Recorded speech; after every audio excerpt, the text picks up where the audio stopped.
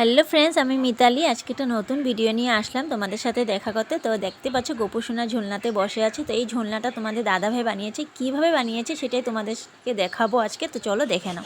এদিকে দেখতে পাচ্ছ কাঠগুলো ভালোভাবে কেটে নিচ্ছে করাত দিয়ে। তো ফ্রেমটা বানাবে তার জন্য। তো এদিকে ফ্রেমটা বানানো হয়ে গেছে, মানে অল্প অল্প হয়ে গেছে, একটু কাজ বাকি আছে ফ্রেমটা বানানোর জন্য।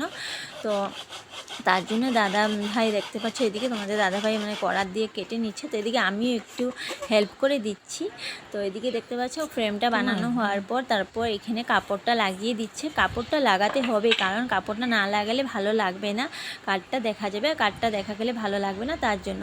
তো এদিকে উপরে ঝোলাটা কমপ্লিট হয়ে গেছে। তো তারপর এই ফ্রেমটাতেও মানে কাপড় লাগিয়ে দিচ্ছে, দেখতেই পাচ্ছ।